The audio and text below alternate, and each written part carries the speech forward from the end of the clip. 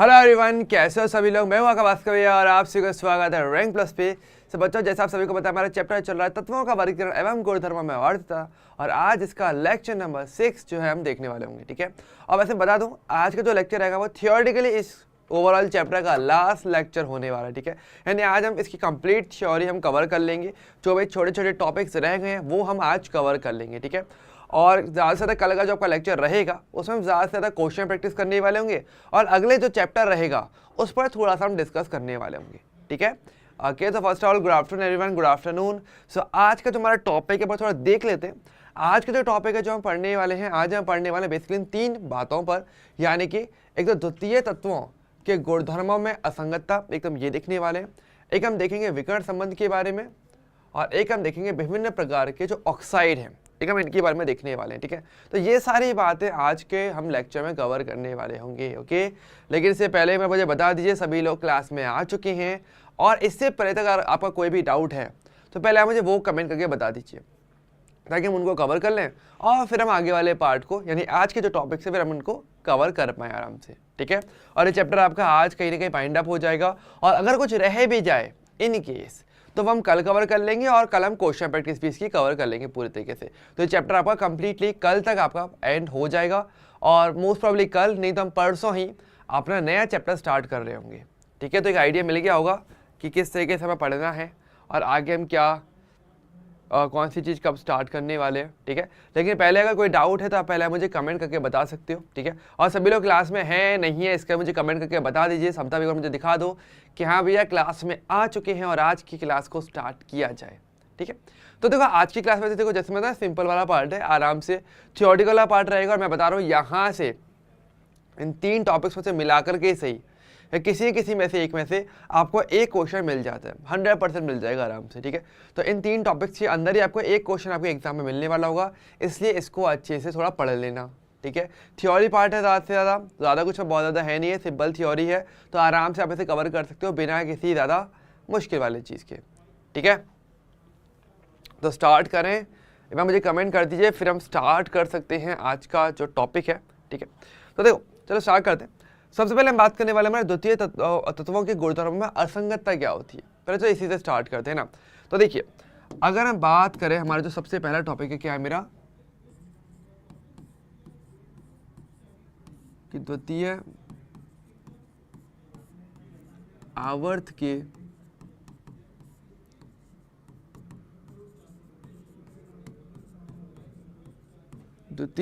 के तत्वों में जो असंगतता है। ओके, ये वाली बात हम करने वाले हैं। ठीक है, देखो समझो, असल में प्रॉब्लम कहाँ पर आ रही है, प्रॉब्लम आपको थोड़ा समझाया तो फिर आपको ये समझ में आया कि असंगतता का मतलब क्या है। असंगतता का मतलब होता है अबनॉर्मल बिहेवियर, यानी असंगत मतलब कि नॉर्मल से कुछ अलग हो रहा है इनमें। क्या प्रॉब्लम आ रही है, देखो समझो, जैसे अगर हम बात करेंगे द्वितीय आवर्त के तत्वों की बात करेंगे तो कौन कौन से होते हैं, वो होते हैं lithium, beryllium, boron, carbon, nitrogen, oxygen, fluorine. इनकी हम बात करें, अक्रिय गैसों की बात नहीं करते क्योंकि वो कोई रिएक्शन नहीं करते, तो इसलिए उनका बिहेवियर स्टडी करने की खास जरूरत पड़ती नहीं है। लेकिन अगर हम बात करेंगे हमारे अन्य 7 तत्व जो हमारे बच गए सेकेंड आवर्त के, lithium, beryllium, boron, carbon, nitrogen, oxygen और फ्लोरीन, इन 7 तत्वों की अगर बात करेंगे तो ये जो तत्व हैं ये अपने ही वर्ग के जो अन्य तत्व हैं उनके साथ गुणों में समानता प्रदर्शित नहीं करते हैं, और उसी को आप असंगत व्यवहार कहते हो। क्या कहते हैं, देखो समझो, पहले मैं थोड़ी सी थ्योरीज की लिख देता हूँ ताकि आपको वर्डिंग क्लियर रहे और आपको टॉपिक क्लियर ज़्यादा समझ में आएगा। तो पॉइंट यहाँ पर ये आता है, हम क्या बोलते हैं, असल में आपको देखा गया है कि द्वितीय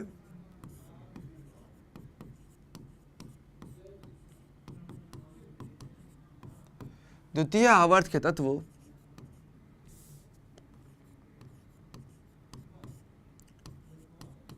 अपने वर्ग के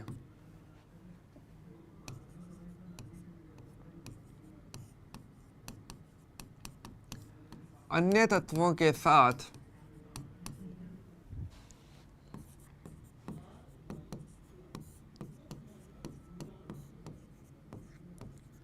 समान गुण प्रदर्शित नहीं करते, या जिसे हम क्या बोल सकते हैं कि गुणों में असमानता दर्शाते हैं।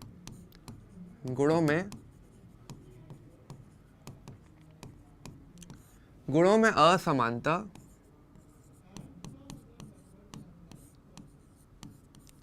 दर्शाते हैं। और इसी को क्या बोलते हैं, इसी का बोलते हैं असंगत व्यवहार, जिसे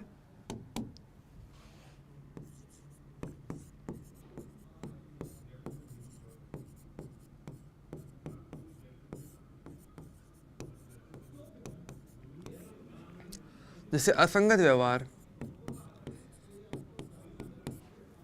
कहा जाता है, जिसे आप क्या कहते हो, असंगत व्यवहार कहते हो, कि समान व्यवहार नहीं दर्शाते। ठीक है, अब सवाल पहले तो ये आता है कि ऐसा होता कहाँ है और क्यों हो रहा है, लेकिन पहले कुछ एग्जाम्पल समझो। ठीक है, जैसे कि एक सिंपल सा एग्जाम्पल जो मैं लेकर चलता हूँ, जो आप में से काफ़ी बच्चों को पता होगा और नहीं पता हो तो एक आइडिया आप ले सकते हो। जैसे कि एग्जाम्पल की बात करेंगे, आवर्त सारणी में अगर बात करेंगे जो हमारा सेकंड आवर्त है, यानी कि lithium, beryllium, boron, carbon, nitrogen oxide, fluorine की अगर बात करने वाले हैं, तो देखो लिथियम की बात करें, लिथियम सबसे टॉप पर आता है, राइट। अब अगर हम बात करेंगे हमारे जो पहले वर्ग में अगर बात करेंगे, तो मैंने आपको बताया था कि वहाँ पर आपके धातुएं पाई जाती हैं, और धातु जो यौगिक बनाती हैं, जब वो रिएक्शन करती हैं तो वो आयनिक यौगिकों का निर्माण करती है, एक सामान्य तौर पर देखा जाए। लेकिन अगर हम बात करेंगे लिथियम के लिए, लिथियम आयनिक यौगिक नहीं बनाता, वो सहज संयोजक यौगिक बनाता है, और बचे अन्य जितने भी तत्व हैं वो सभी के सभी आयनिक बनाते हैं। तो यहाँ पर गुण अलग हो जाते हैं, ये कुछ अलग प्रकार के यौगिक बना रहा है, अन्य तत्व अलग प्रकार के यौगिक बना रहे हैं, तो ये असमानता हो जाती है। तो इसको हम लिख सकते हैं यहाँ पे, हम यहाँ बोल सकते हैं कि फर्स्ट वर्ग के धातु या फर्स्ट वर्ग की धातु है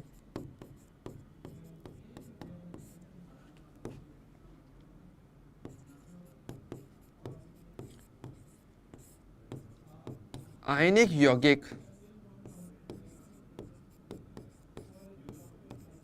बनाती हैं,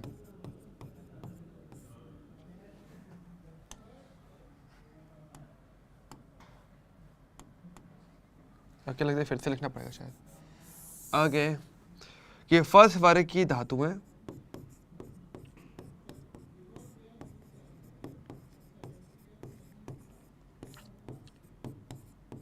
आयनिक यौगिक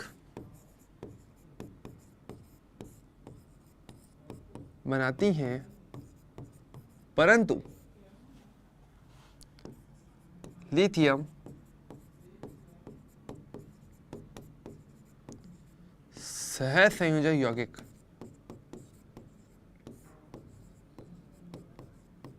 बनाता है। ठीक है, यानी कि अगर हम कंपेयर करें कि यहाँ अंतर कहाँ पर आ रहा है, तो यहाँ पे अंतर आ रहा है। ठीक है, और सिर्फ लिथियम के लिए नहीं, बल्कि जो अन्य जो यौगिक होते हैं, अन्य जो हमारे तत्व हैं, जो कि आपके सेकंड आवर्त वाले रहने वाले हैं, वो अपने ही संगत जो वर्ग है उनके साथ असमान व्यवहार प्रदर्शित करेगा। मतलब वो कुछ अलग चीज बना रहे होंगे, ये अलग बनाएंगे। जैसे तो एक एग्जांपल और देता हूँ, जैसे कि अगर बात करें लिथियम की बात करेंगे या प्रथम वर्ग की धातु की बात करेंगे, तो क्या होता है कि जो प्रथम वर्ग की धातुएं होती हैं वो नाइट्रोजन के साथ सीधे रिएक्शन नहीं करते हैं। ठीक है, वो नहीं कर पाते, लेकिन लिथियम कर जाता है, और लिथियम नाइट्रोजन के साथ रिएक्शन कर लिथियम नाइट्राइड बना सकता है, लेकिन अन्य धातुएं ये रिएक्शन नहीं देती हैं। तो इस प्रकार से यहाँ पे असमानताएं देखने को मिल जाती हैं। ठीक है, लेकिन अब पॉइंट है कि भाई इसका कारण क्या है, जो आपसे एग्जाम में पूछा था वो है कारण, कि मुझे कारण बताइए कि ऐसा क्यों हो पा रहा है। ठीक है, तो हमारा फोकस है इसके कारण के ऊपर। ठीक है, तो देखिए भाई, अगर हम बात करेंगे इसका कारण के ऊपर कि कारण क्या है, ठीक है, तो बेसिकली हमारे पास के 3 कारण हैं, और 3 कारण यानी एग्जाम के 3 ऑप्शन, और चौथा ऑप्शन होगा उपरोक्त सभी, जिसमें आपको उपरोक्त सभी पे टिक करना पड़ जाएगा। ठीक है, कारण नंबर 1 तो ये होता है आपका अत्यंत छोटा आकार। देखो, आपको वैसे बताया गया था क्लास के अंदर कि जब आप वर्ग में ऊपर से नीचे जाते हो तो क्या होता है, आकार बढ़ता चला जाता है, क्योंकि कोश की संख्या वृद्धि होती है। पर इसका मतलब ये भी तो हो गया ना कि जो सबसे टॉप पर बैठा होगा आवर्त सारणी में, उसका आकार सबसे छोटा होगा। तो अगर बात करूँ सेकंड आवर्त के तत्वों की, तो इनका आकार तो सबसे छोटा हो गया ना। अब सबसे छोटे आकार की वजह से क्या होता है, काफी सारे एक प्रभाव बन जाते हैं हमारे पास। क्या क्या प्रभाव बन जाते हैं, देखो, इससे उसमें इफेक्ट ये पड़ जाता है कि छोटा आकार होगा तो क्या होगा, उच्च आयनन ऊर्जा। ऐसे में आपकी आयनन ऊर्जा काफी ज्यादा हाई हो जाती है, क्योंकि आपको पता है कि इलेक्ट्रॉन निकालना कब ज्यादा आसान होता है, जब इलेक्ट्रॉन नाभिक के साथ दुर्बल आकर्षण बल से जुड़ा हुआ रहे, मतलब वो दूर रहे। लेकिन अगर आकार छोटा होगा तो इलेक्ट्रॉन नाभिक के ज्यादा पास आएगा, और इससे इलेक्ट्रॉन निकाल पाना काफी मुश्किल हो जाएगा। तो आपको ऊर्जा ज्यादा देनी पड़ेगी, यानी कि उच्च आयनन ऊर्जा का कॉन्सेप्ट आ जाता है। ठीक है, इससे फर्क पड़ता है। ठीक है, इसके अलावा अगर देखा जाएगा तो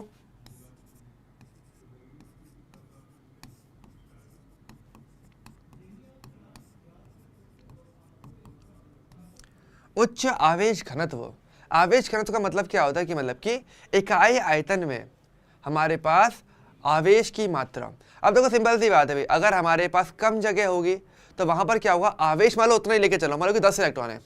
अब 10 इलेक्ट्रॉन एक तो मैं रखे छोटे बॉक्स में, एक मैं रखे बड़े बॉक्स के अंदर, तो कहाँ पर ज़्यादा घनत्व होगा, इकाई आयतन के हिसाब से देखा जाए तो जहाँ पर कम आयतन में ज़्यादा आवेश आ जाए, समझ, उसका घनत्व ज़्यादा हो जाएगा। और जहाँ पर ज़्यादा आयतन है और आवेश उतना ही है तो वहाँ पे घनत्व कम रहेगा। तो सेम जैसे नॉर्मल घनत्व होता है ना, सेम वैसे ही रहता है। तो यहाँ पर क्या होता है, पर ये आवेश की बात करते हैं कि इकाई आयतन पर आवेश कितना आ रहा है। तो यहाँ पर क्या, आकार छोटा होता है तो आवेश यानी इलेक्ट्रॉन कम जगह पर ज़्यादा आवेश आ जाता है, जैसे कि आवेश घनत्व काफ़ी हाई हो जाता है। इससे बंधन पे काफ़ी प्रभाव पड़ता है अगर देखा जाए तो, है ना। तो पहला हमारा ये आता है, छोटा आकार से फर्क तो पड़ता है भाई। अच्छा दूसरा क्या आता है, दूसरा मेरे पास आता है आपकी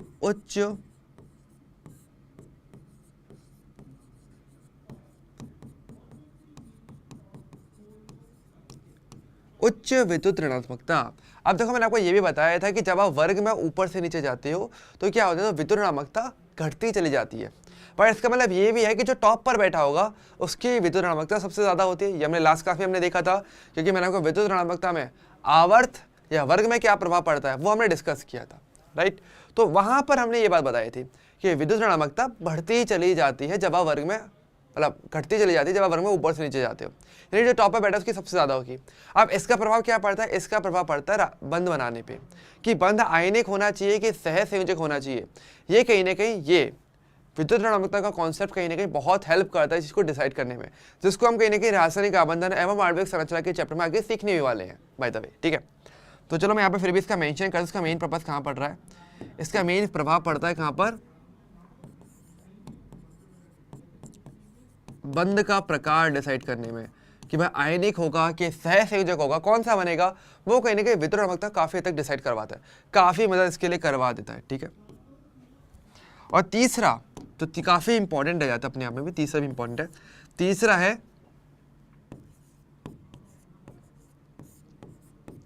केवल 4 यानी कि 1s एंड 3p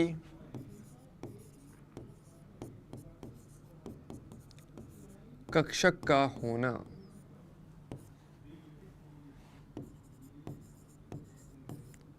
जबकि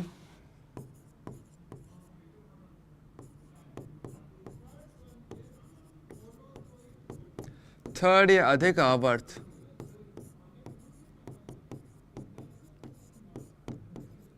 के तत्वों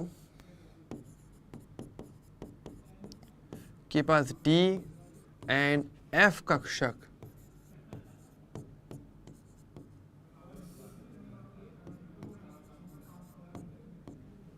भी होते हैं,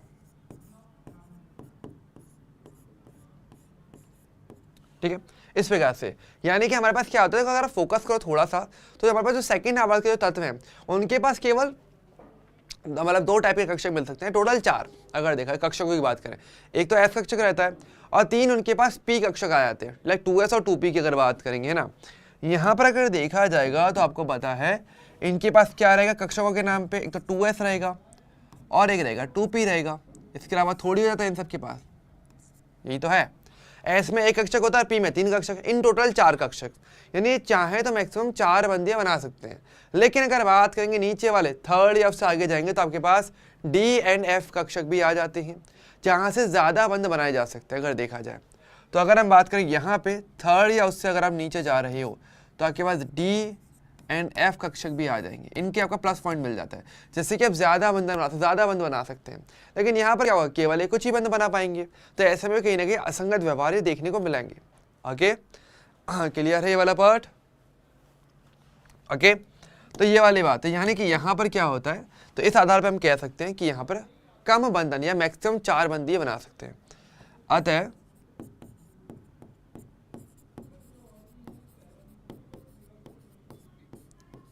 सेकेंड आवर्त के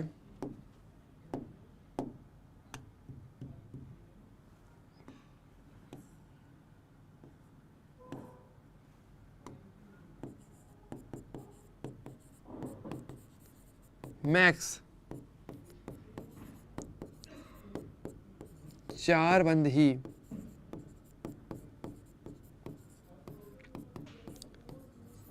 बना सकते हैं। ये अगर चाहे तो मैक्सिमम 4 बंध ही बना सकते हैं, उससे ज़्यादा ये बंध नहीं बना सकते हैं। ठीक है, तो ये वाली बात आपकी यहाँ पर आ जाती है। ठीक है, तो पहला तो हमारा पड़ाव ये होता है कि आपका असंगत व्यवहार कहाँ है, कैसे हो रहा है, क्या इसका कारण है, और कुछ एग्जाम्पल जो हमने एक देखा था। ठीक है, चिंता मत करो, और भी संगत एग्जाम्पल है, मैं आगे बताऊंगा आपको, लेकिन पहले एक बार मुझे बता दीजिए क्या यहाँ तक का पार्ट आपको क्लियर हो चुका है। एक बार आराम से इसको देख लो, रीडिंग लगानी है रीडिंग लगा लो, डाउट है तो पहले पूछ लो। ओके, मैं थोड़ा साइड में हटा हुआ हूँ, आराम से देख लीजिए।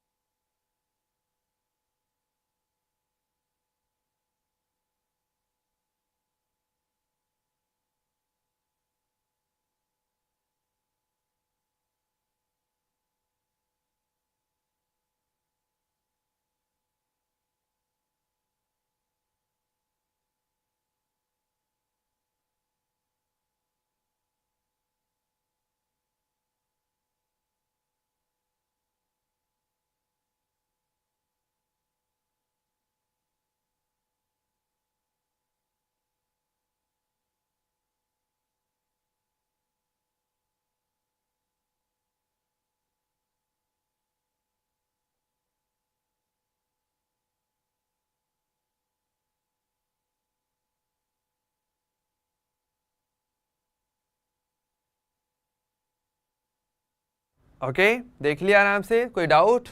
ओके, वैसे मैं देख पा रहा हूँ कोई कमेंट नहीं है, मतलब कोई डाउट मैं नहीं मान रहा हूँ। ठीक है, तो भाई इसको थोड़ा देखना, ये काफ़ी हेल्पफुल रहेगा। ओके, देखो आपके 3 ऑप्शन आएंगे, चौथा ऑप्शन उपरोक्त सभी हो सकता है मोस्ट प्रोबेबली, या फिर कुछ अलग अलग ऑप्शन भी आ जाए, पर उनमें से एक ना ऑप्शन ये आएगा।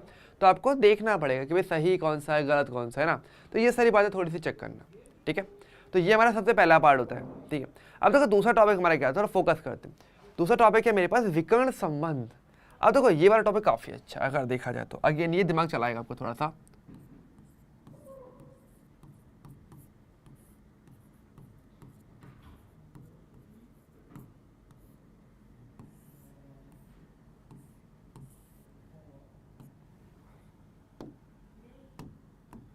विकर्ण संबंध, देखो विकर्ण संबंध का मतलब क्या होता है, मतलब कि तत्वों के मतलब कुछ अलग अलग तत्व होंगे जो कि विकर्ण के रूप में संबंधित होंगे एक दूसरे से, उनके गुणों में समानता देखने को मिलेगी। ठीक है, अब ये कैसे होता है पहली बात तो समझो। अच्छा, सबसे पहले तो ये चीज़ आपको समझना आना चाहिए कि भाई ये जो संबंध है, ठीक है, ये बेसिकली आपके सेकेंड एंड थर्ड आवर्त के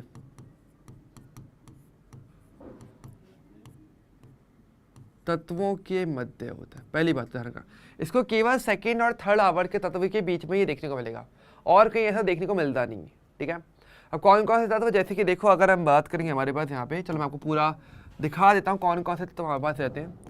अगर हम बात करें एक तत्व मेरे पास सेकेंड आवर्त, और एक अगर हम बात करेंगे थर्ड आवर्त की, है ना। तो देखिए हमारे पास क्या क्या होता है, हमारे पास होता है सेकेंड आवर्त में कौन है, lithium, beryllium, boron, carbon, nitrogen, oxygen, fluorine और नियोन, ये तो मेरे पास यहाँ पे आ जाते हैं। और अगर बात करेंगे थर्ड आवर्त में कौन है मेरे पास, फिर मेरे पास आते हैं यहाँ पे sodium, magnesium, aluminium, silicon, phosphorus, sulphur, chlorine और आपके पास आर्गन। ठीक है, इस प्रकार से आपके पास आ जाते हैं। ठीक है, अब पहली बात तो ये समझो विकर्ण बन कैसे रहा है, हमने क्या विकर्ण संबंध, तो तत्व आपस में जुड़े हुए रहेंगे विकर्ण वाले। लेकिन विकर्ण कैसे बनेगा, विकर्ण बनेगा आपको हमेशा, जैसे वर्ग में विकर्ण कैसे बनता है कि आपके जैसे वर्ग है, आप इसके 2 कोनों को जोड़ दोगे तो विकर्ण बनेगा। लेकिन एक वही वाली बात है कि एक वर्ग में 2 विकर्ण बन सकते हैं, एक ऐसे और एक उल्टा बन सकता है। हमें हमेशा कैसे बनाना है, जिस तरीके से आप जिस डायरेक्शन में आप पढ़ते हो इन आवर्तों को, उसी डायरेक्शन में, यानी कि आगे की तरफ जाते हुए, उल्टा नहीं आगे की तरफ जाना है। यानी कि अगर बात करेंगे ऐसे, तो हम ऐसे बोलना हमेशा कि जस्ट कोई भी तो तत्व है उसके जस्ट नीचे से राइट वाला, इसके नीचे और उसके राइट में जो तत्व होगा उसके साथ वो विकर्ण संबंध दर्शाएगा। यानी कि लिथियम किसके साथ शो करेगा, मैग्नीशियम के साथ, इस प्रकार से। ओके,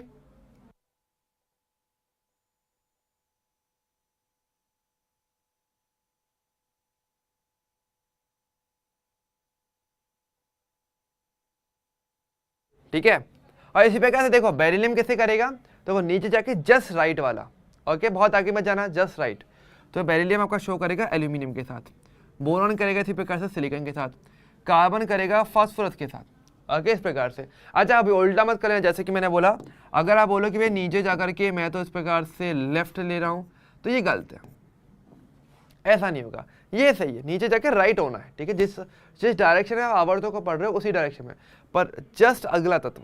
इसी प्रकार से देखो, हमारे पास नाइट्रोजन सल्फर के साथ करेगा, ऑक्सीजन क्लोरीन के साथ करेगा, इस प्रकार से, ठीक है।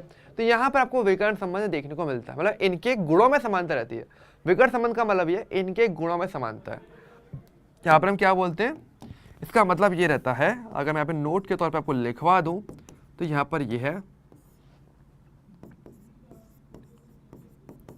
कि विकर्ण संबंध में तत्व युग्म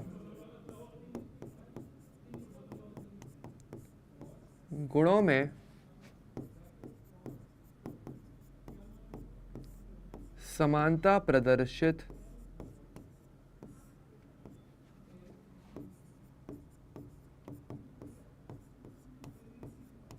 करते हैं, ठीक है। इनके गुणों में समानता देखने को मिल जाती है, ठीक है। अब सवाल है कि ऐसा क्यों है, और कुछ एग्जांपल्स की बात की जाए ताकि चीज़ थोड़ी सी क्लियर हो जाए ना, कि भाई कहाँ कहाँ पर आपको समानता देखने को मिल रही है, ठीक है।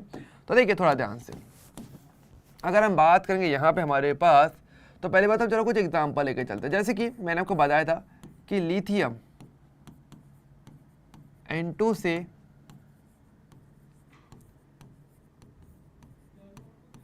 N2 से अभिक्रिया कर Li3n बनाता है। फर्स्ट वर्ग कि अन्य तत्व N2 से अभिक्रिया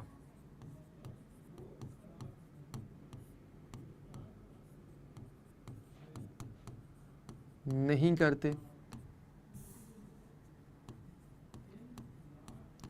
उनके साथ वो रिएक्शन नहीं करेंगे, है ना। जैसे कि मैंने आपको बताया था, ये असंगत व्यवहार वाला पार्ट हो गया। परंतु अब लिथियम अगर नाइट्रोजन से रिएक्शन कर रहा है, तो इसका मतलब क्या है, गुणों के समानता के हिसाब से मैग्नीशियम को करना चाहिए, तो बिल्कुल मैग्नीशियम रिएक्शन करता भी है, ठीक है। तो ये तो आपका क्या हो गया, आपका असंगतता हो गई, ये तो कहीं ना कहीं एक तरीके से असंगतता बन गई, है ना, यानी असंगत व्यवहार का पार्ट हो गया। लेकिन जैसे कि मैंने बोला था कि मैग्नीशियम की अगर बात करें, तो मैग्नीशियम N2 से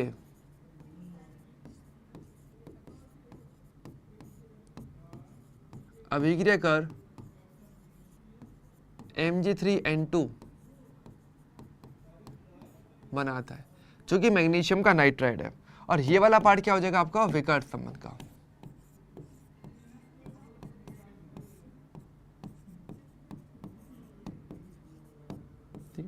तो यहाँ पर आपके लिए विकर्ण संबंध का कॉन्सेप्ट यहाँ पर आता है, ये आपका असंगत व्यवहार है। तो दोनों को एक साथ ही पढ़ा जाता है, इसलिए मैं दोनों को एक साथ लेकर के भी आया हूँ कि असंगत व्यवहार कब आ रहा है, कि आपके जो सेकंड आवर्त के जो तत्व हैं वो अपने जो अपना सेम वर्ग के अन्य जो तत्व हैं उनके साथ समानता प्रदर्शित नहीं कर रहे गुणों में, लेकिन आपके वो थर्ड आवर्त के जो तत्व हैं जो जस्ट उनके विकर्ण के रूप में रहेंगे, उनसे वो गुणों में समानता प्रदर्शित करने वाले हैं, जैसे कि यहाँ पर था। एक सिंपल एग्जांपल की बात करेंगे, है ना। इस प्रकार से मैग्नीशियम की बात करें तो वो भी काफ़ी हद तक सहसंयोजक यौगिक बनाने की प्रवृत्ति रखता है, तो कुछ बात वहाँ पर भी आती है, ठीक है। तो गुणों में समानता तो आती है, ठीक है। अब भाई ऐसा होता है क्यों, इसका कारण क्या है, तो उसका वही कारण है जिस कारण पे जिन बातों पर आपका ये असंगत व्यवहार देखने को मिला था वो यहाँ पे मैच कर जाता है। कैसे कैसे, तो अगर हम बात करेंगे इसके कारण की, तो कारण हमारे पास बेसिक दो कारण हैं जिस पर आपको थोड़ा फोकस करना पड़ता है।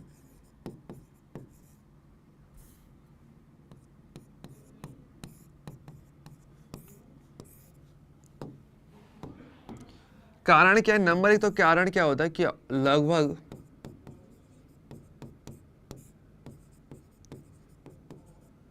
समान आकार, लगभग समान आकार कह लो, या फिर आप कह सकते हो आवेश घनत्व, ठीक है, आप कुछ भी कह सकते हो, ठीक है। जैसे कि आपको याद होगा कि मैंने अभी जस्ट आपको बताया था कि विकर्ण संबंध असंगतता व्यवहार की अगर बात करें तो वो क्यों आ रहा था, क्योंकि आकार अलग अलग आ रहा था, आकार बहुत छोटा था, नीचे आकार बहुत ज़्यादा, डिफरेंस बहुत ज़्यादा गया। लेकिन वही वाली बात है कि अगर तत्वों के आकार कहीं ना कहीं समान होने वाले हैं, उनके आवेश घनत्व कहीं ना कहीं समान आएंगे, तो वो कैसा व्यवहार प्रदर्शित करेंगे, कहीं ना कहीं समान समान प्रकार का बंधन दिखाएंगे। जिनके साथ कोई और बंध बना रहा है ये भी कहीं ना कहीं कोशिश करेंगे उनके साथ बंध बना पाए। तो वो आकार की वजह से हम बात कर रहे थे, ठीक है। इसके अलावा इनकी वित्तीय ऋणात्मकता भी करीब करीब समान ही होती है। इसके अलावा और क्या होता है हमारे पास, सेकंड पॉइंट,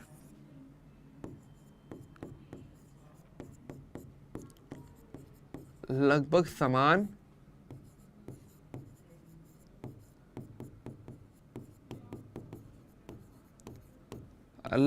समान विद्युत ऋणात्मकता, ठीक है। ये 2 पॉइंट हमारे पास आते हैं, ठीक है, जिस बेसिस पे हम ये बात कर पाते हैं, ठीक है। तो ये जो है इसका लॉजिक हमारा बन जाता है। हालांकि देखो दोनों पॉइंट कहीं ना कहीं उसी पर बेस्ड नहीं है, आपके असंगत व्यवहार के आधार पर ही। तो आप उनको याद रखो चाहे इसको याद रखो, एक ही बात रहेगा। बस लॉजिकली सोच के चलना कि हाँ भाई कौन सी चीज़ कब समानता दिखा रही है, कब असमानता आ रही है। अगर कुछ पॉइंट समान होंगे तो गुणा में समानता आएगी, और कुछ पॉइंट्स असमान होगा तो गुणा में भी असमानता देखने को मिलेगी, जिसके आधार पर आप विकट संबंध या असमानताओं को या असंगत व्यवहार को प्रदर्शित कर पाते हो या समझ पाते हो, ठीक है। तो भाई इसको भी एक बार देख लो, कहीं पे कोई डाउट है तो बता दीजिए, मैं थोड़ा साइड में हट जाता हूँ, ठीक है। थोड़ा देखिए, नोट कर लो जो करना है, और आराम से मुझे एक बार कमेंट करके फटाफट से बता दीजिए।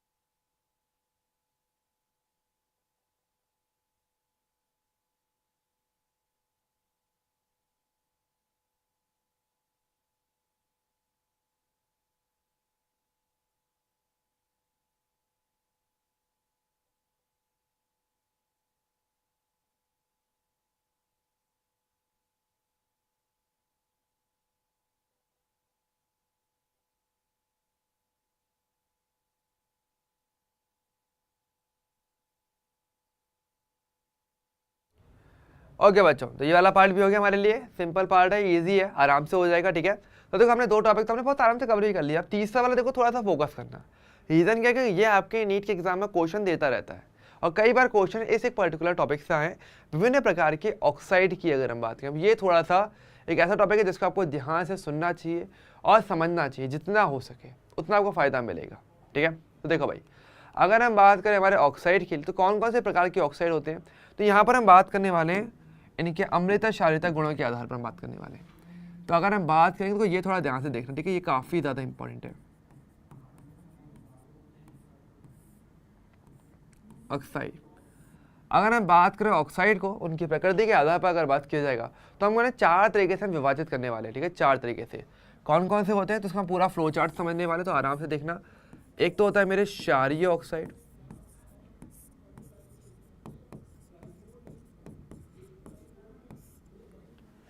दूसरे होते हैं मेरे अम्लीय ऑक्साइड,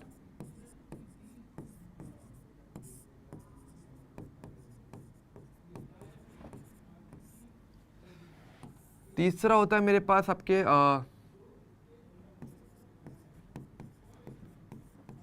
उदासीन ऑक्साइड,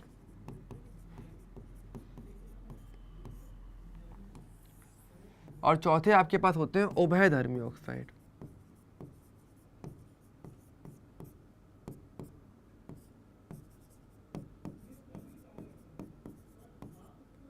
उभयधर्मी ऑक्साइड, ठीक है। अब देखो भाई कौन कौन से अक्सर कौन कौन से होते हैं समझो। अच्छा एक चीज़ वैसे नोटिस करना, अगर मैं आपको एक बहुत ही बेसिक चीज़ बता रहा हूँ, बहुत ध्यान से सुनना समझना, कि अगर आप इस आवाज़ सारणी पर अगर थोड़ा फोकस करो, देखो तो यहाँ पर आपको क्या देखने को मिलेगा कि देखो लेफ्ट की तरफ अगर देखा जाएगा तो आपको देखने को मिला कि यहाँ पे धातुएं काफ़ी ज़्यादा हैं अगर देखा जाए, और राइट में आपको देखने को मिला कि हमारे पास अधातुएं होती हैं, और बीच में मेरे पास उपधातु होती हैं। अब अगर बात करें धातुओं के ऑक्साइड की बात करेंगे, मतलब एक तरीके से हम बात करने वाले हैं धातुओं के अधातुओं के या उभयधर्मी तत्वों के ऑक्साइडों की बात करें तो धातु की अगर बात करें, धातु कहीं ना कहीं क्षारीय प्रकृति के होते हैं। क्यों? क्योंकि धातु का कार्य होता है इलेक्ट्रॉन त्यागना, और लुईस अम्ल क्षार अवधारणा के अनुसार जो तत्व या यौगिक इलेक्ट्रॉन त्याग रहे होते हैं वो कहीं ना कहीं क्षारीय प्रकृति को प्रदर्शित करते हैं, वो लुईस क्षार कहलाते हैं। और जो तत्व इलेक्ट्रॉन ग्रहण करने की प्रवृत्ति रखते हैं वो लुईस अम्ल कहलाते हैं। तो इस प्रकार से अगर देखा जाए तो लेफ्ट की तरफ जो यौगिक पाए जाते हैं, धातुओं के जो यौगिक होते हैं वो ज़्यादा क्षारीय प्रकृति के होते हैं, और अधातुओं के क्या होते हैं, अम्लीय प्रकृति के होते हैं। इससे एक आइडिया मिलता है बहुत अच्छी तरीके से आपके यौगिक की प्रकृति को पहचानने का, और ये कुछ एग्जाम में आ जाता है, तो थोड़ा ध्यान से देखना। तो अगर हम बात करेंगे हमारे पास क्षारीय ऑक्साइड कहाँ देखने को मिलते हैं, तो ये हमें देखने को मिलते हैं कहाँ पर, एक तो एस ब्लॉक की धातुओं के,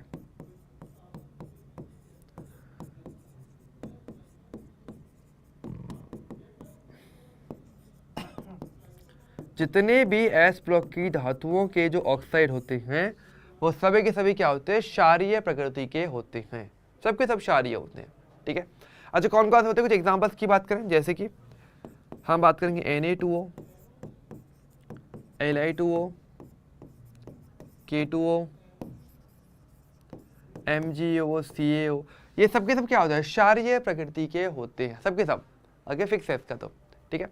तो धातुएं हैं और एस ब्लॉक की है तो मतलब वो क्षारीय प्रकृति के होने वाले, फिक्स है। अच्छा फिर अम्लीय ऑक्साइड कहाँ देखने को मिलेंगे, पी ब्लॉक की अधातुओं के, सारे के सारे नहीं पर मोस्टली। ओके, पी ब्लॉक के। अब देखो अम्लीय की बात, अम्लीय कौन होगा, अम्लीय होगा आपके पास कि सामान्यतः, सभी नहीं होगा पर मोस्टली ऐसे होती हैं कि सामान्यतः पी ब्लॉक की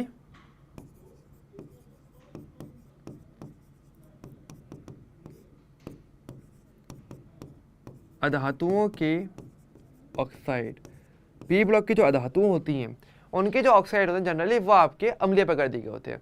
जैसे कि देखो कुछ एग्जांपल्स की बात करते हैं, कुछ आपको पता भी होंगे, कुछ मैं आपको बता भी रहा हूँ, ध्यान से देखना सुनना समझना।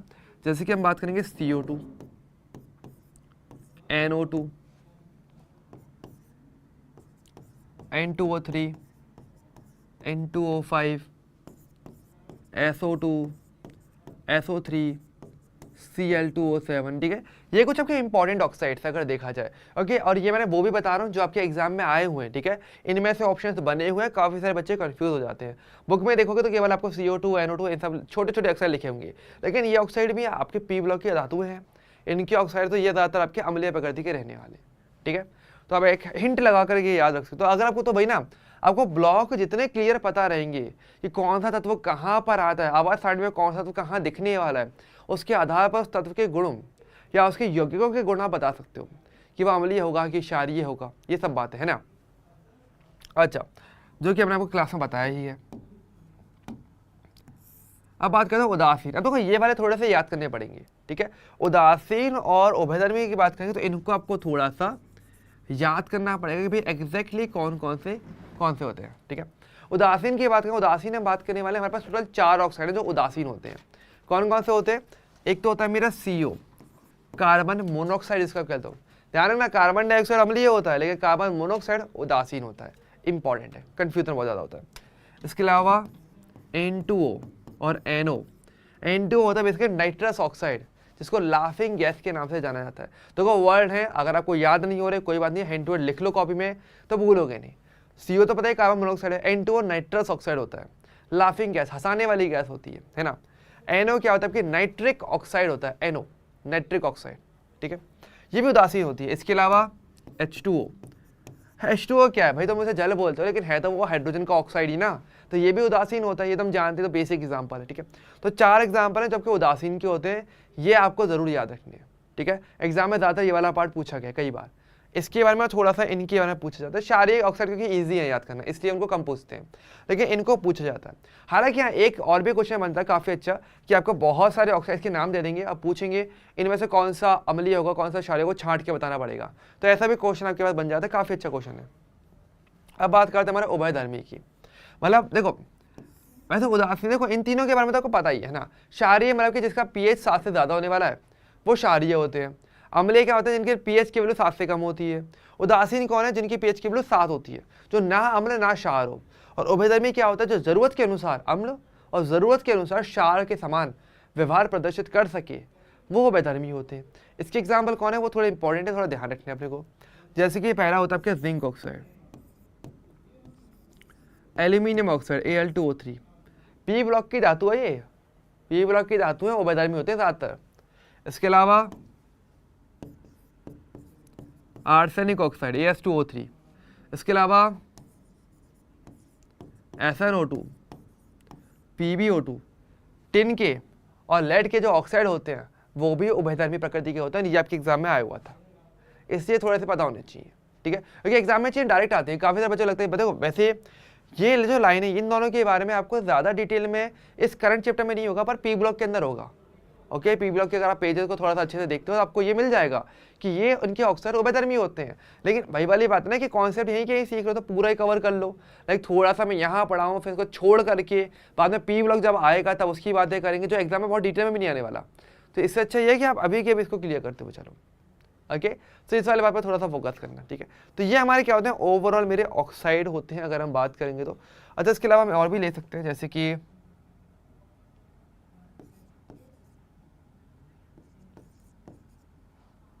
आपके SV का भी हो सकता है, ठीक है, ये भी आपके उभयधर्मी में ही आ जाता है कहीं ना कहीं, ठीक है। तो एक बार चाहो तो आराम से देख लो, ओके, और कोई भी डाउट है किसी में भी तो आप पूछ लीजिए आराम से, ठीक है। तो ये आपके कुछ पार्ट है जो आपके बहुत ज़्यादा इंपॉर्टेंट है आपके एग्जाम के हिसाब से, ठीक है। तो इसको पहले थोड़ा सा हमें पता होना चाहिए कि कौन सी चीज़ क्या क्या, और किसी भी वर्ड में अगर आपको डाउट लग रहा है तो प्लीज़ कमेंट करिए, हमें कमेंट करके बताइएगा। क्योंकि देखो अगर आप कमेंट नहीं करोगे तो मुझे नहीं पता भाई क्या प्रॉब्लम है, ठीक है। इट जस्ट कि वो कुछ ऐसी चीज़ है जिससे आप खुद ही जूझ रहे हो, या ना पूछने की आदत आपको कहीं ना कहीं लेना डूबे, तो उसका ध्यान रखना, ठीक है। डाउट्स जितने क्लियर रखोगे उतना फ़ायदा रहेगा, इसलिए चीज़ें पूछते हुए चलिए, ठीक है। तो भाई देख लीजिए, आपको थोड़ा सा टाइम दे रहा हूँ, ठीक है, आराम से देखो और मुझे बताइए।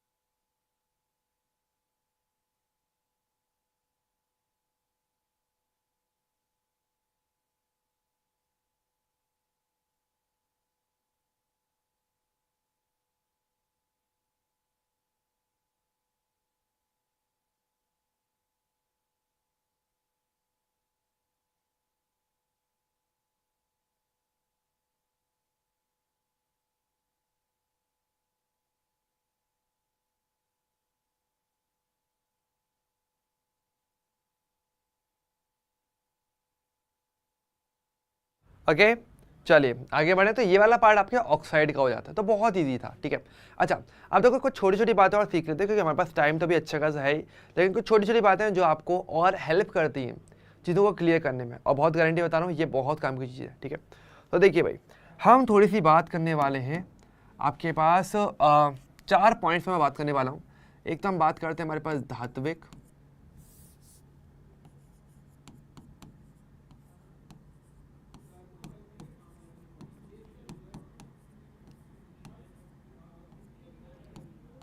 धात्विक, अधात्विक, क्षारीय तथा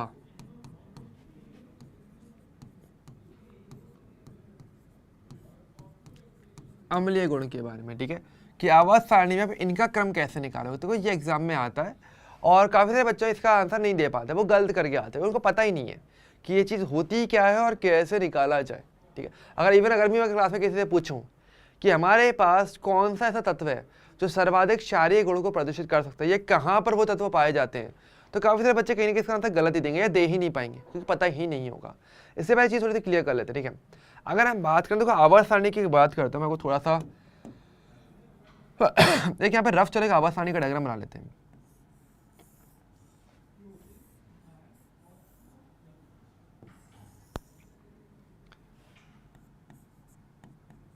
इस प्रकार से है ना, कुछ इसी प्रकार से तो हमारी आवर्त सारणी दिखती है। और यहाँ पर अलग से मेरे पास एफ ब्लॉक आ जाता है। एक रफ आइडिया के तौर पे देखा जाए कुछ ऐसी तो दिखती है ना, एक रफ ऊपर से परिपाटी। अब देखो समझिए, अब यहाँ पर पॉइंट क्या है, यहाँ पर तो एक चीज समझिए कि इस आवर्त सारणी की अगर बात करेंगे तो आपको पता है लेफ्ट की तरफ धातुएं मिलती हैं, राइट की तरफ अधातु, जैसे कि मैंने बोला। यानी कि एक पता कॉन्सेप्ट क्या निकल गया, जब आप लेफ्ट से राइट अगर आप जा रहे होते हो तो आपके पास जो धात्विक गुण है वो आपका कम होता चला जाता है। तो यहाँ पर क्या होता है, इस तरह हमारे पास जो एस ब्लॉक है, यहाँ पर मेरे पास पी है, ये मेरा डी है और ये मेरे पास अगर एफ ब्लॉक है तो एस ब्लॉक की तरफ मेरे पास धातु गुण ज़्यादा होता है और वहाँ पर अधातु वाला पार्ट है। और धातु से अधातु तक जा रहे हो तो बीच में कहीं ना कहीं मिक्स गुण भी आता है जिसको उपधातु का पार्ट बोल देते हो। तो यहाँ पर एक बात ध्यान रखना, तो अगर मैं बात करूँगा आवर्त सारणी में अगर आप जा रहे हो लेफ्ट टू राइट तो आपको क्या देखने को मिलेगा कि आपके पास जो धात्विक गुण है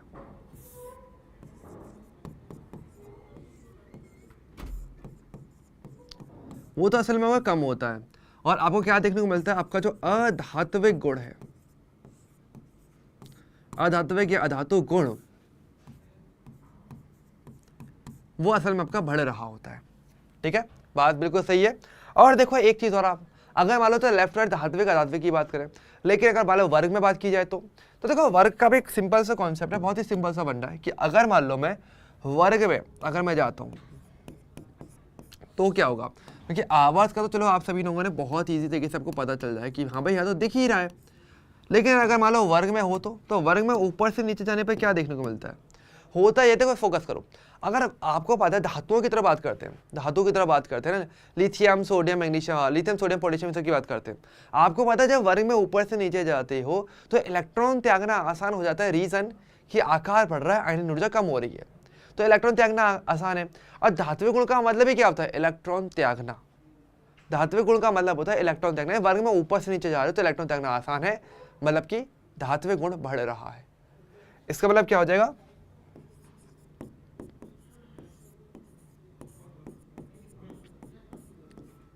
ये बढ़ रहा है।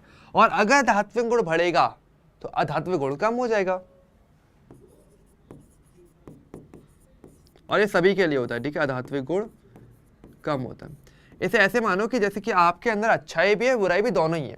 अब अगर कोई चीज ज्यादा प्रभावी हो रही है तो दूसरी चीज ऑटोमेटिक कम हो रही होगी। ऐसे किसी भी तत्व के अंदर धातु और अधातु दोनों के ही गुण होते हैं, लेकिन कौन सा चीज ज्यादा प्रभावी है उसी आधार पर हम उसे बोलते हैं कि धातु है कि अधातु है। और उपधातु में दोनों 50-50 दिखा देते हैं, इससे उनको उपधातु बीच की धातु बोल देते हैं, धातु या अधातु के बीच का पार्ट। तो इस प्रकार से जो है हम बात करते हैं। ठीक है, क्लियर ये वाली चीजें। तो चलो अगर आपको नहीं पता तो मैं मेंशन यहाँ पे कर देता हूँ कि अगर हम बोलेंगे हमारे पास कभी भी धात्विक गुण, इसका बेसिकली मतलब होता है इलेक्ट्रॉन त्यागना। और अगर हम बात करेंगे अधात्विक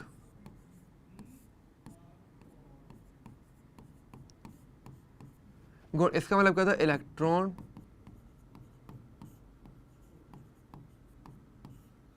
ग्रहण करना। ओके, सो ये वाला पार्ट आपका यहां पर आता है।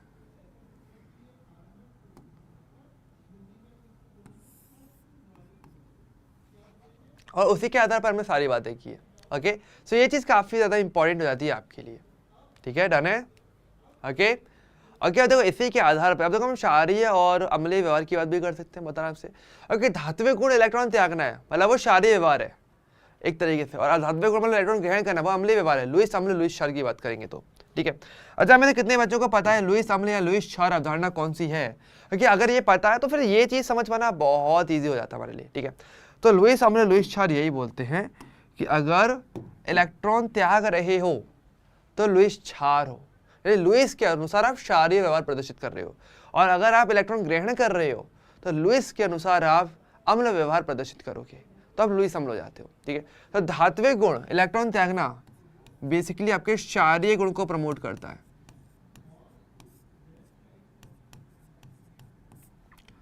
और अधात्विक गुण इलेक्ट्रॉन ग्रहण करना बेसिकली आपकी अम्लीय गुण को प्रदर्शित करता है। हाँ, कहते ये वाला पार्ट आपका यहाँ पर काफी हेल्पफुल है, और इसी को मैं सेम यहाँ पे फॉलो करवा सकता हूँ।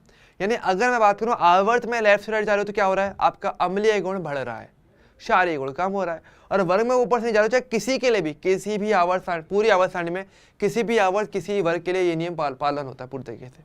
ठीक है, तो यहाँ पर मैं तो कुछ पॉइंट्स यहाँ पे साथ के साथ और लिख सकता हूँ कि अगर आप धात्विक गुण बढ़ रहा है, इसका मतलब क्या होगा, आपका वर्ग में ऊपर से नीचे जाने पर क्षारीय गुण भी आपका बढ़ेगा, फिक्स है। और अगर अधात्विक गुण कम हो रहा है, इसका मतलब क्या है कि आपका अम्लीय गुण भी कम हो रहा है वर्ग में अगर बात करेंगे तो।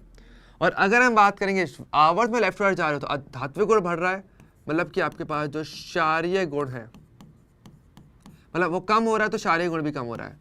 और अधात्विक गुण बढ़ रहा है, इसका मतलब कि आपका जो आपका अम्लीय गुण है वो भी असल में आपका बढ़ रहा होता है।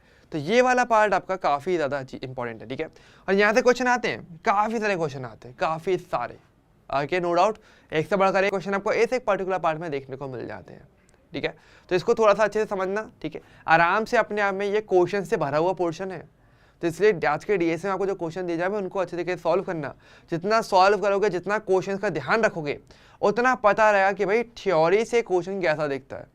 ठीक है, जैसे कि थ्योरी कुछ किस प्रकार से दिख सकती है, बहुत आराम से। एक बार चाहो तो उसको देख लो और चाहो तो उसका डायग्राम बना सकते हो, काफी ज्यादा हेल्पफुल रहने वाला है आपके लिए।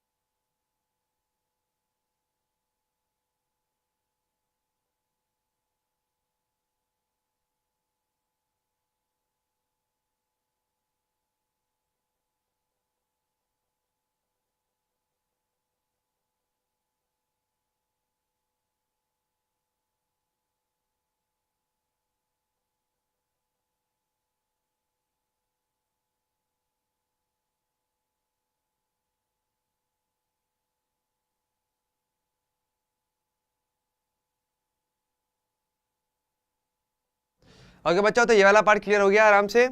ठीक है, तो इतना मुश्किल तो है नहीं, देखो वही है, थोड़ा बहुत थ्योरी, बेसिक थ्योरी है।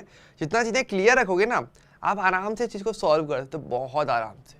ठीक है, अच्छा अब हम बात करते हैं, थोड़ा सा हमारे पास एक छोटा सा पॉइंट आता है, वो है मेरा रासायनिक अभिक्रियाशीलता।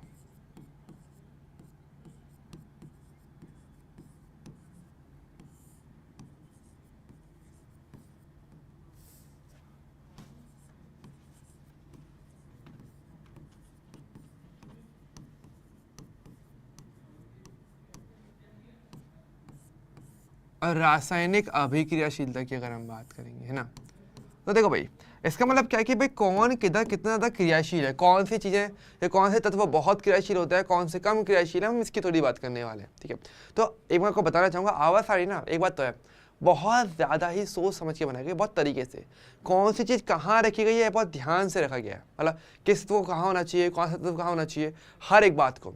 जैसे कि देखो अगेन, चलो आवाज सारणी का अगेन एक छोटा सा डायग्राम बना लेते हैं।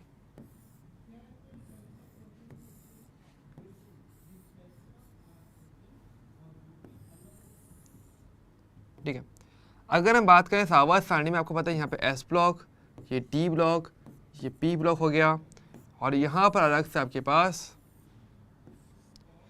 ये आपका एफ ब्लॉक हो गया, है ना। अब असल में पता है पॉइंट क्या है, इस आवाज सारणी की खास बात ये होती है कि देखो आवाज सारणी में अक्रिय गैसों को मैं अलग कर लूँ, एक काम करता हूँ कि अक्रिय गैसों वाले पार्ट का बहुत ज़्यादा रोल रहता नहीं है। ये तो आपकी अक्रिय गैसें हो गई, तो इनको तो चलो मैंने अलग कर लिया।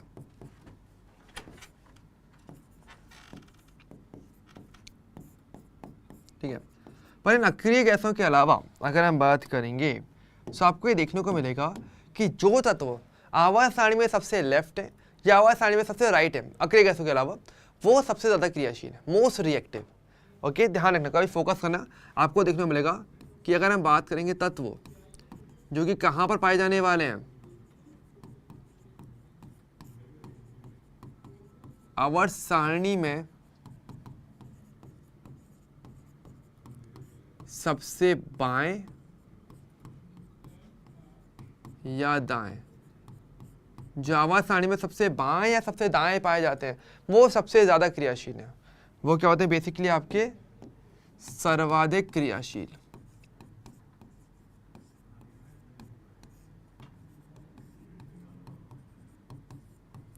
अब पता है क्यों? क्योंकि देखो जैसे कि हमने आवाज सारणी में सबसे लेफ्ट में आपको धातुएं मिलेंगी, तो धातु का गुण बहुत ज़्यादा रह जाता है इनके अंदर, तो धातुओं के हिसाब से बहुत ज़्यादा क्रियाशील धातुएं मिल जाती हैं।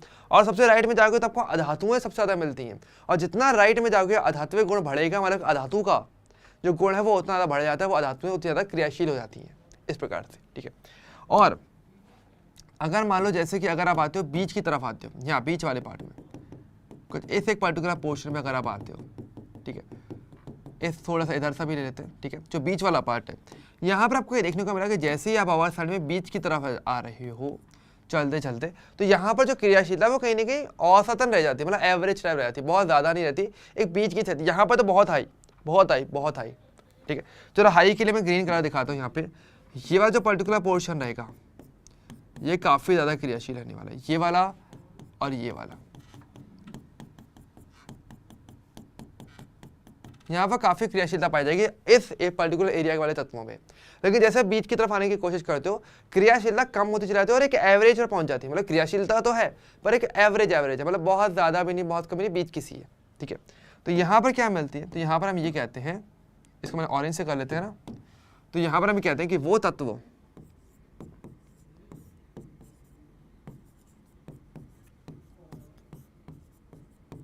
जो आवर्त सारणी के मध्य में स्थित है,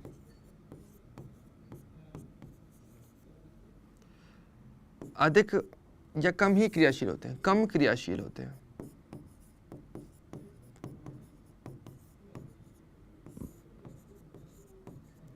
वो क्या होता है, वो कम क्रियाशील होता है, बहुत ज्यादा रिएक्शन भी नहीं करता, मतलब एक कर लेते हैं रिएक्शन पर कम ही करते हैं। ठीक है, मतलब ऐसे नहीं कि मतलब हवा से रिएक्शन कर जाएंगे। जैसे कि देखो इधर तो हमारे पास सोडियम पोटेशियम मिलता है, अगर आपको याद हो एस ब्लॉक की धातुएं मिलती हैं, तो वो तो हवा से भी रिएक्शन कर जाती है, पानी से रिएक्शन कर जाती है। लेकिन बीच में क्या मिलता है आपको, आयरन मिलता है। लोहा हवा से डायरेक्ट रिएक्शन नहीं करता, ये पानी से डायरेक्ट रिएक्शन नहीं करेगा, दोनों के मिश्रण के साथ लोहा रिएक्शन करके जंग बना सकता है, वो एक पॉसिबिलिटी है, लेकिन डायरेक्टली नहीं करता है। ओके, तो वो वाली चीज़, जैसे पी ब्लॉक के धातुओं में फ्लोरीन बहुत ज़्यादा रिएक्शन कर सकती है, क्लोरीन बहुत अधिक रिएक्शन कर सकती है, बहुत फास्ट रिएक्शन कर जाती है ना। तो यहाँ पे क्रियाशीलता काफ़ी अच्छी, यहाँ क्रियाशीलता काफ़ी अच्छी, यहाँ बीच वाली क्रियाशीलता हो जाती है, इस प्रकार से। तो आवाज सारणी में कौन कहाँ है उस आधार पर क्रियाशीलता की बातें भी की जा सकती हैं। बशर्ते ध्यान रखना मैंने यहाँ पे रेडियोएक्टिव तत्वों की बात अभी भी नहीं कर रहा हूँ, क्योंकि रेडियोएक्टिव तत्व तो एक अलग ही लेवल की चीज़ है, वो तो अलग ही रिएक्शन करते हैं, उनका लेने देना होता नहीं है। ओके, और वो कहाँ देखने को मिलते हैं ज़्यादातर रेडियोएक्टिव, वो आपको मिल जाती है यहाँ पे ज़्यादातर। आपके पास जो है ना सातवां जो आवर्त है वो मोस्टली रेडियोएक्टिव से भरा हुआ है, स्पेशली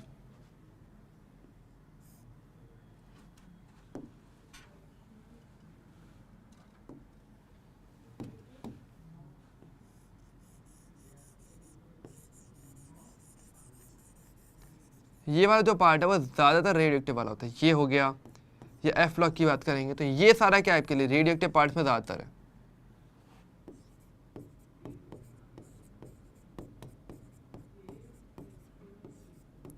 तो इनका स्टडी करते टाइम इनको अलग से स्टडी किया था, इनको वैसे स्टडी नहीं करते।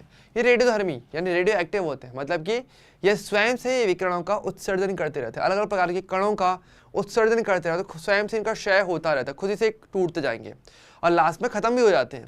ठीक है, तो वो बेसिकली आपके रेडियो एक्टिव पदार्थ आपके कहलाई जाते हैं। ठीक है, तो इस प्रकार से बेसिकली आवाज़ सारणी को ओवरऑल बनाया गया है और इन सभी बातों का ध्यान भी इसमें रखा गया है। ओके, सो आराम से एक बार इसको देखिएगा थोड़ा सा।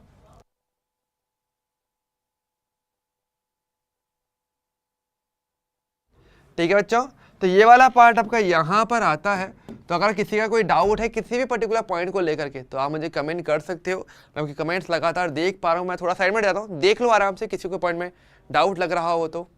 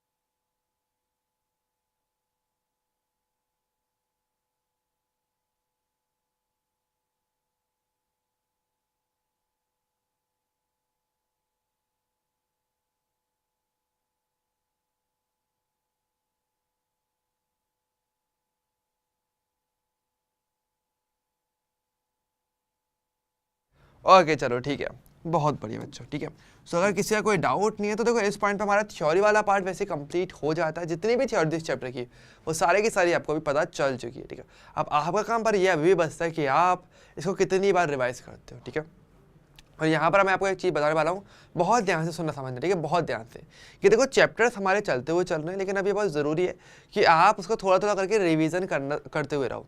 अब रिवीजन कैसे करना है, देखो रिवीजन के वैसे 2-3 तरीके होते हैं। थोड़ा सी चीज़ बता रहा हूँ, थोड़ा ध्यान से सुन लोगे तो आपको काफ़ी हेल्प करने वाला होगा ये चीज़। ठीक है, देखो अगर जब आप रिवीजन करते हो, काफ़ी से बच्चे क्या करते हैं कि वो सेम चीज़ को सेम डे रिवाइज कर लेते हैं, वो एक अच्छी चीज़ है। देखो कम से कम एक बार रिवीजन आपका होना चाहिए। कब, मतलब कायदे से आपको 3 बार रिवीजन करना चाहिए। अगर हम बात करेंगे हमारे रिवीजन के लिए, तो एक बार थोड़ा सा ध्यान रखना, ये बात ज़रूर है कि आपको अभी कभी गाइड कर लो, क्योंकि वरना फिर आगे जाके आप शायद कवर नहीं कर पाओगे, बैकलॉग बना लोगे, बहुत ईजिली बना लोगे। ठीक है, क्योंकि आपको पता है धीरे धीरे करके जब चैप्टर्स आगे बढ़ेंगे आपके पास क्वेश्चंस मॉड्यूल्स आपके पास आते रहेंगे, डीएसए आते रहेंगे, आप कई बार उनको सॉल्व नहीं कर पाओगे किसी न किसी रीज़न की वजह से। कुछ भी हो सकता है, आप बीमार हो सकते हो, घर में काम हो जाए, शादी हो जाए, कुछ भी हो जाए, चाहे आप चाहो नहीं चाहो बैकलॉग बन ही जाता है। इससे बहुत ज़रूरी है कि आप थोड़ा रिवीजन वाले पार्ट को अभी से स्ट्रॉन्ग करो जब तक टाइम है। पहली चीज़ तो आपको पता है, देखो पहला रिवीजन आपको पता है कब करना चाहिए, एक तो तुरंत सेम डे। एक रिवीजन तो आपको कभी करना चाहिए आपका सेम दिन ही, आज के दिन जो पढ़ा है उसका तो देखो आप आज ही रिवीजन कर लोगे, वही सबसे बेस्ट चीज़ है। पहली चीज़ तो पहला रिवीजन आपको तभी करना चाहिए, यानी आज की क्लास में पढ़ाया, आज के आज में रिवीजन कर लो। रिवीजन में क्या करना है, इस दिन आपको इस टाइम पर आपको 2 चीज़ों पर फोकस करना चाहिए। एक तो आपको ज़्यादा से ज़्यादा सेम डे, एक तो आपको डीएसए सॉल्व करना है। ओके, एक तो ये आपको पहले प्रायोरिटी पे सॉल्व करना चाहिए, और साथ के साथ एक बार आपको थ्योरी देख लेनी बस आंखों से। और यहाँ पर आप चाहो तो डीएसए को सॉल्व करते टाइम थ्योरी का यूज़ ले सकते हो, कोई प्रॉब्लम नहीं है। आराम से देख करके थ्योरी देखते हो चलो, डीएसए सॉल्व करते चलो, मतलब ऐसे कर लो। लेकिन पहले एक बार आपको ये चीज़ करनी चाहिए, सबसे पहली चीज़ तो। ठीक है, फिर आपको दूसरी बार रिवीजन करना चाहिए। कब, सेकेंड रिवीजन मेरे हिसाब से पता है वो कब करना चाहिए,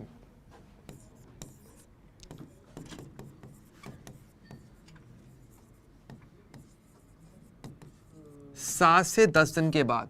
ओके 7 से 10 दिन के बाद फिर आपको रिवाइज करना चाहिए। अगेन जो भी हमने पढ़ा हुआ है, जैसे आज हमने ये वाला चैप्टर पढ़ रहे हैं ना, लेकिन इससे 7 से 10 दिन पहले अगर देखेंगे तो हमारे पास परमाणु की संरचना चैप्टर चल रहा था, तो आपको एक बार उस चैप्टर को रिवाइज कर लेना चाहिए। ये आप कर सकते हो वीकेंड्स के टाइम पे।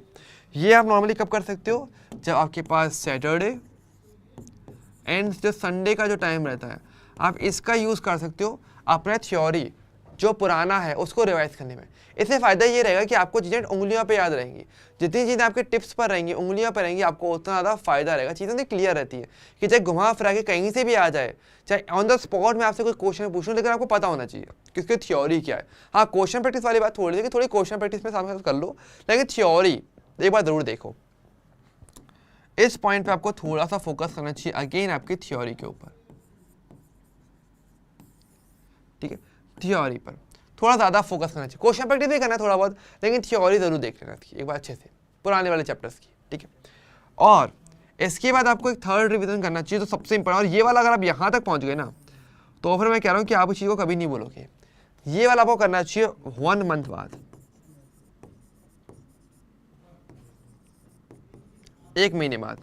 रीज़न क्या है, क्योंकि इस पॉइंट तक आते थे आपके दिमाग में बहुत सारी चीज़ें आपके पास आ चुकी होती हैं, और अब ये बहुत ज़रूरी है कि आप एक बार सबको जितना भी आपने 1 महीने में पढ़ा है उसको पूरा एक बार पूरा अच्छे से रीड कर लो और थोड़े से इनके मिक्स क्वेश्चन कर लो, या फिर आपके जो टेस्ट होते रहते हैं उसमें आपको ऑटोमेटिक इसका फ़ायदा मिल जाता है, ठीक है। तो ये फिर आपको करना चाहिए। यहाँ पर वो क्या करना चाहिए, कंप्लीट रीडिंग।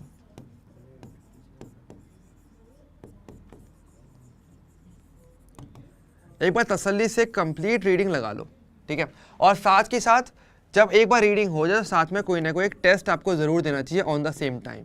ओके तो आपको पता है कि आपके पास टेस्ट आपके होते रहते हैं, तो उसके अकॉर्डिंग आप उस चीज़ को प्लान कर सकते हो कि आपको पता है कि अगला टेस्ट कब होने वाला है, तो उसके अकॉर्डिंग आप पहले से रीडिंग कर लो और टेस्ट के टाइम पे सीधा जो भी आपने पढ़ा है उसकी पूरी दम को उसमें दिखाओ, जिसमें आप क्वेश्चन प्रैक्टिस भी कर सकते हो। क्वेश्चन प्रैक्टिस को आपको हर टाइम ऐसे करनी चाहिए, लेकिन कब कब आपको एक बार कम से कम पूरा रिवाइज करना चाहिए। सिर्फ पढ़ना है, दैट्स इट, कुछ नहीं पढ़ना, सिर्फ आंखों के सामने गुजारो, थोड़ा पढ़ो, थोड़ा सा सोचो कि क्या पढ़ा था, कैसे पढ़ा था, क्या क्या बातें लिखी हैं। तो ऐसे करोगे ना, आपको चीज़ें ज़्यादा अच्छी तरीके से याद रहेंगे और कभी भूलोगे नहीं। तो रिवीजन का एक तरीका होता है। अगर मैं अपने पर्सनल टाइम की बात करूँगा, तो जब मैं अपना खुद का रिवीजन करता था तो मैं ऐसे ही करता था। मैं हमेशा कुछ ना कुछ टाइम के बाद रिवाइज करता था। रिवीजन के लिए मैं थोड़ा थ्योरी भी लेकर चलता था, कुछ क्वेश्चन प्रैक्टिस भी कर लेता था, ताकि चलो ठीक है दिमाग थोड़ा उसमें चलता रहेगा। तो ये एक चीज़ आपको भी करनी चाहिए मेरे हिसाब से। ऐसा करोगे तो आपको चीज़ें ज़्यादा अच्छी तरीके से पता भी रहेंगी, चीज़ें क्लियर रहेंगी और आपको हमेशा फ़ायदा रहेगा। ओके तो इस चीज़ पर थोड़ा फोकस करना, ठीक है। अगेन क्वेश्चन प्रैक्टिस तो करना ही है, जब भी पढ़ो हमेशा थोड़ी बहुत क्वेश्चन प्रैक्टिस तो करो ही करो, चाहे 5-6 ही करो, लेकिन करो जरूर, ये फिक्स है।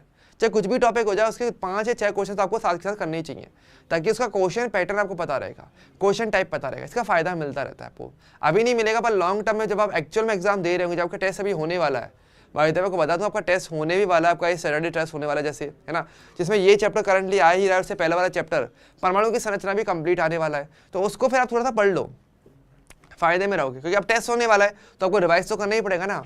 तो टेस्ट के एक दिन पहले तो रिवाइज करने का फायदा नहीं है, उसमें तो पता आपको हाई तवा चलती रहती है, कोई फायदा नहीं है। इससे बेस्ट ये कि अभी से थोड़ा थोड़ा रिवाइज करोगे, टेस्ट के टाइम तक परफेक्टली तसल्ली के साथ पढ़ पाओगे और तीनों सब्जेक्ट्स पीसीबी आप तीनों ही कर पाओगे। तो इसको थोड़ा यूज़ करो, इसको थोड़ा दिमाग में लगाओ चीज़ को, ठीक है। ओके चलिए, तो फिर बच्चों आज की तरफ से फिर मेरी तरफ से तो इतना ही रहने वाला होगा। और आपके कोई डाउट्स है तो आप मुझे कमेंट करके बता सकते हो। अदरवाइज हमारा आज की जो पार्ट है, जो इसकी थ्योरी है पूरे चैप्टर की कंप्लीट हो जाती है, और कल इसके हम थोड़े से क्वेश्चन प्रैक्टिस करने वाले होंगे, ठीक है। पर मैं चाहूँगा आज इतना ही है, तो मैं आज इतना ही रहना चाह रहा हूँ, क्योंकि अभी टाइम हमारे पास है नो डाउट, लेकिन अभी से हम आगे कवर करेंगे, यानी कि कल क्वेश्चन प्रैक्टिस करेंगे और नया चैप्टर स्टार्ट करने वाले होंगे, ठीक है। चलिए तो फिर आज के लिए इतना ही, अब हम मिलेंगे कल नेक्स्ट चैप्टर नए सेशन के साथ। तब तक के लिए bye bye and take care.